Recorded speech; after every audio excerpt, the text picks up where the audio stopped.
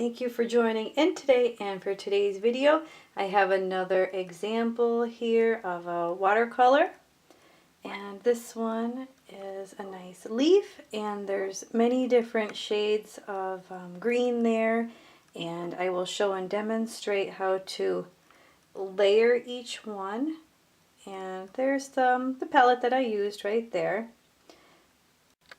And first up, I'm going to start off with some of this yellow green here, and then I'm going to mix it with some of the sapper green, or sap green up top here. And then, let's see, we can zoom in there. I'm going to use, later on in the video, you'll see me using some of the Viridian and the olive green. The Hooker's green in my kit, it's so-so. You can see there it's like a tiny bit streaky, but the deeper Hooker's green is pretty nice there too. So I'm going to be using a few different shades here.